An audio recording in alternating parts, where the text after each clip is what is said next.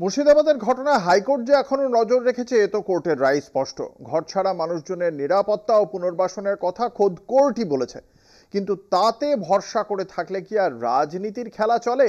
এমনিতেই বিজেপির আদর্শ বা কর্মসূচি বাংলায় সেভাবে সাড়া ফেলতে পারেনি।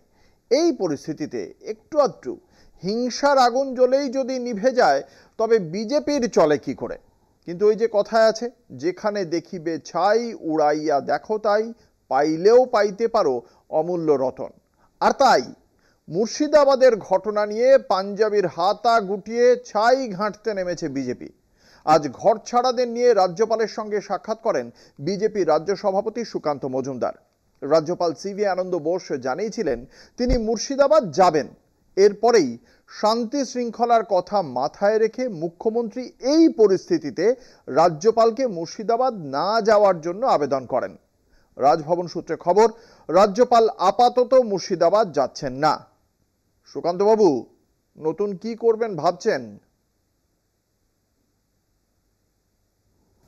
16 এপ্রিল বুধবার ডিজি রাজীব কুমারের সঙ্গে সাক্ষাৎ করেছিলেন সুকান্ত মজুমদার। তার সঙ্গে ছিলেন ঘরছাড়া পরিবারের সদস্যরা। আজ ঘরছাড়াদের নিয়ে রাজ্যপালের সঙ্গে সাক্ষাৎ করেন কেন্দ্রীয় প্রতিমন্ত্রী। রাজ্যপালের কাছে বেশ কয়েকটি দাবি জানায় ঘরছাড়া পরিবারের সদস্যরা। দাবিগুলোর মধ্যে রয়েছে ক্ষতিগ্রস্ত এলাকায় বাড়ি মন্দির তৈরি করে দিতে হবে, ঘরছাড়া ও আহতদের 5 লক্ষ টাকা করে ক্ষতিপূরণ দিতে হবে, এলাকায় বিএসএফ ক্যাম্প তৈরি করতে হবে, অশান্তিতে আহতদের পরিবার পিছু চাকরি দিতে হবে। ঘরছাড়াদের সঙ্গে একান্তে কথাও বলেন রাজ্যপাল। তারপর রাজ্যপাল সিভি আনন্দ বোস জানান 18 তারিখ মুর্শিদাবাদ যাওয়ার কথা। মুর্শিদাবাদে রাতে থাকবেন বলেও জানিয়েছেন রাজ্যপাল। এরপরেই মুখ্যমন্ত্রী প্রেস কনফারেন্স করার সময় এ বিষয়ে মুখ খোলেন। শান্তি শৃঙ্খলার কথা মাথায় রেখে মুখ্যমন্ত্রী এই পরিস্থিতিতে রাজ্যপালকে মুর্শিদাবাদ না যাওয়ার জন্য অনুরোধ করেন। আমি রিকোয়েস্ট করব এই মুহূর্তে সিচুয়েশন কেউ যেন আমরা গিয়ে লোকাল ছাড়া আর সিচুয়েশনকে আমরা যেন কেউ কি বলবো যে শান্তির বাতাবরণ ফিরে এসেছে, যে এখন মানুষের কাছে যেটা প্রয়োজন সেটা হচ্ছে কনফিডেন্সটা বিল্ড আপ করা। সেই কাজটা প্রশাসন করছে।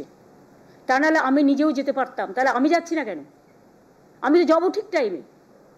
এখনই আমি যাওয়া মানে তাহলে আমি গেলে অন্যরা কেন যাবে না? আইন তো can't be discriminated between one to another.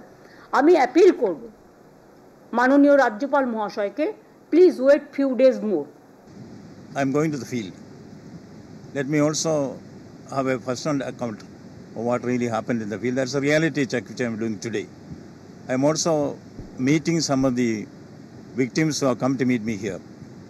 After taking the views of all sections of society who are affected, then I will tell you what exactly is the report.